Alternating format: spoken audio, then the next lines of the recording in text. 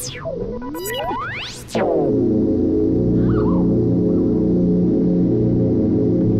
it's George here. The one and only.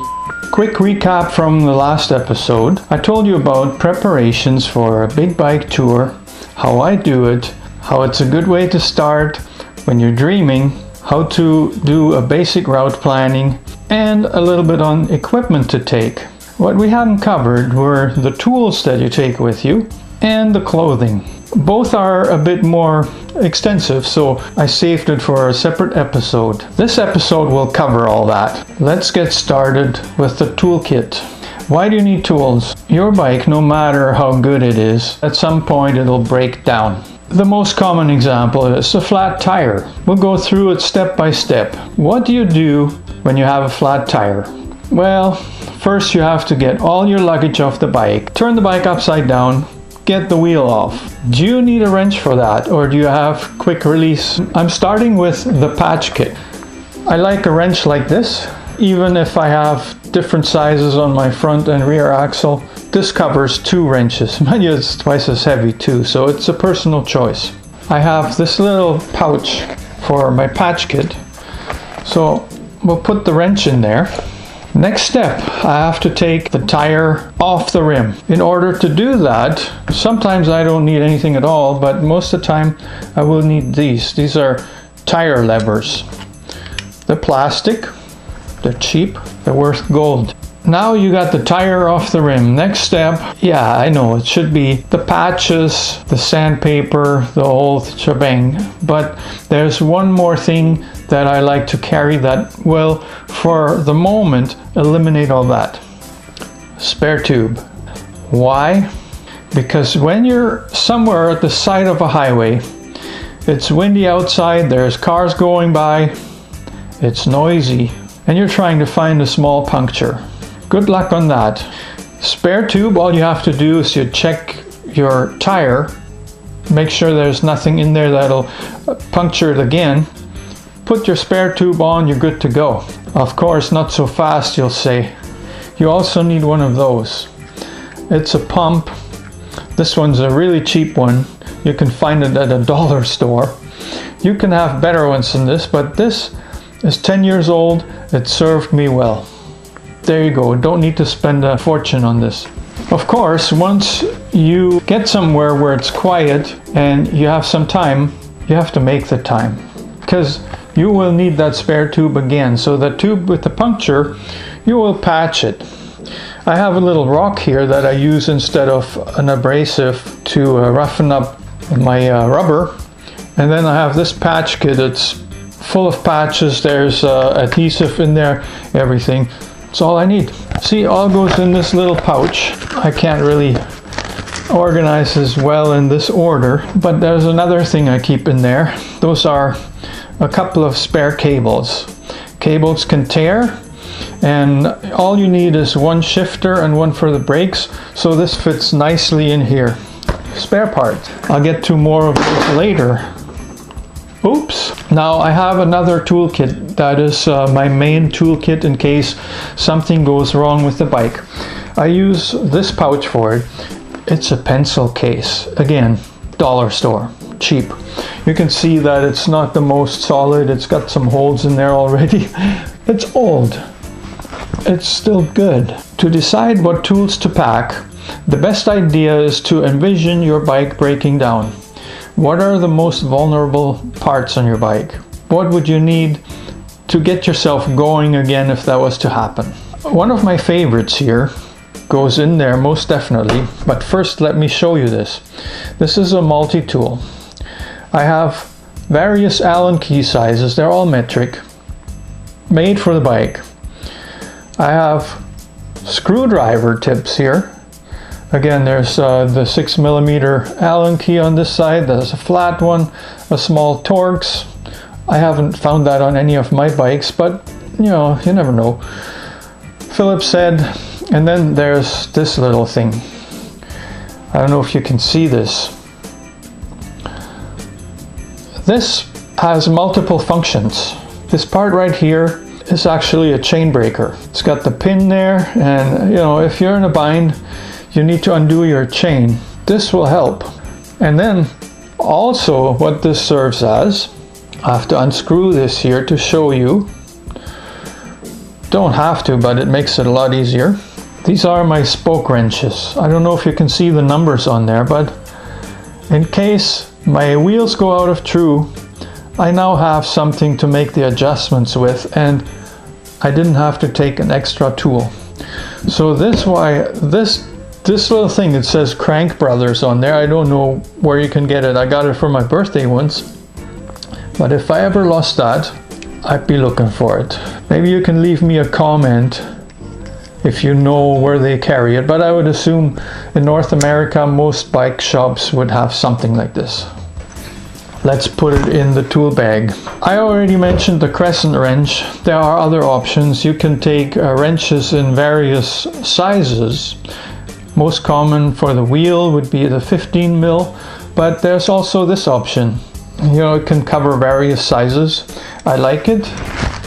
I already have the other one, I know. I shouldn't be packing more. I'm not perfect. As for fasteners, most fasteners on the bike, they are metric, M4, M5, M6. And therefore, there's only 3 sizes of wrenches that will be used most commonly for the smaller screws. They are 8mm, 9mm, and 10mm. I have one of each in my tool bag. Because of the nature of some of the screws and nuts on the bike, you will need nut drivers. I use just sockets from Socket Kit, 8, 9, 10mm, small little ratchet, extensions you could do with one. I have 2. Again, call me crazy. I don't care so much about the weight, as you can tell. When you're flying with the bike, you will be required to take off your pedals before you board the plane. Pedal wrench. And it also serves as a headset wrench on the other side. It's a short one, it's small, fits in here. Do you have hubs that are the old style with the cones and all that? Might want to take some cone wrenches to fit it. Boom. What if a cable tears? Well, you have to put the cable in, you have all your sockets and your screwdrivers and Allen keys and whatnot to put the new cable into its place and tighten it. You have to cut the end of it. Side cutters. Another thing that will come in handy would be long nose pliers. I carry usually a really small set. I don't have it here right now, so forgive me for that one. Another wrench that I carry, and it's only because I have a Brooks seat. It's this little seat to adjust the tension on it. To be honest with you, I don't use that much. You know, you don't want to overstretch the leather, but that's a whole nother story. So now you have a rough idea of what I take on my journey for tools. Some of you will say, well, you're forgetting this, you're forgetting that. And others will say, well, that's too much weight. It is a lot of weight. It's the heaviest thing in my luggage. And it seems unnecessary for as long as you're riding and nothing goes wrong. And then boom, all of a sudden you're stuck by the side of the road and it's like, if only I had packed, This is what I'm trying to do, you know. I'm trying to have the stuff that'll get me going. Doesn't have to make it all perfect, but I want to be able to get back on the bike. It'll never quite be perfect, but if you think about what could possibly go wrong and then you take the tools that are needed, you'll be okay. Spare parts, same thing. You're probably well served by taking a set of brake pads. I already showed you the cables. What else? On one of my tours I took spare spokes. You're gonna find this really funny. By the time I needed them, I was in Mexico. My wheel was a 700 size, and at the time in Mexico they didn't carry the spokes the right size for this. And now you're gonna say, good thing you brought yours, right? Now, don't laugh at me. I actually had forgotten by that time that I had packed these spokes somewhere in a hidden pocket in my panniers. Went to a bike shop, got told, "Oh, sorry, sir, we don't have those spokes." And then I got them to rig up a wrong size spoke by bending the end, and it worked. I felt really stupid after when I found out that I had this. Two more things that are really useful. Number one is zip ties. I can tell you a little story about that. On one of my bike tours, I broke a front rack. It was hopeless. I couldn't carry my pannier on one side, or probably both, because once everything's loose, then you go on a gravel road. Good luck with that. But what saved me were the zip ties, or tie wraps some people like to call them, and a little twig from a tree. That's how I fixed my front rack, and believe it or not, it lasted for weeks. It was probably better than the new. Another thing that's useful is a pocket knife. There are so many uses for it, not just for working on the bike, but you name it, the pocket knife is useful. Last not least, take some rags and some lubricant for your chain and your cables. Well, as you can see, it's a fine balance. It pays to be well equipped with tools, but only when you're breaking down. Don't go for perfect, it will never be. Now let's move on to clothing. Of course, what clothing you wear when you cycle depends to a large degree on your personal preference and on the climate. Personally, I like to cycle in street clothes. Doesn't make me look much like a cyclist, but also it doesn't require me to pack something extra for when I'm not riding later in the day. If I walk around, I don't look like a cyclist. I don't like to attract the wrong kind of attention. I've cycled a lot in third world countries, and it's best to be dressed as simple as possible. Don't show off your wealth. If you're walking around like a cyclist who's going around the world, some people might be drawn to you like a magnet, asking you for money. You can't quite avoid this, but by dressing down, you can minimize it to some extent. The point is, don't appear wealthy. So my way of dressing is budget friendly. I like to wear a very loose shirt for riding on warm days. It helps my body stay ventilated. My favorite one is actually from a thrift store. I also carry a couple of t-shirts. I cycle in regular shorts, sometimes even cut-off pants. And this is comfortable because of my Brooks seat. Many of you will prefer cycling specific shorts. Personal preference again. For footwear, I like to cycle in sandals. Once again, some of you will shake their heads. Now, for cold weather, I know that merino wool is extremely effective in keeping you warm. I just carry a hoodie, a windbreaker that must be water repellent, but not completely sealed, because when you build up a sweat on the bike and you have no ventilations, you get wet. Worse than when you're cycling in the rain without a raincoat or a windbreaker. I also carry the same kind of pants, and these could be my only pants, but sometimes a pair of sweatpants can also become useful when you need an extra layer, say at night when you're camping. It all depends where you go. Now, for extreme cold, you need more and you need different.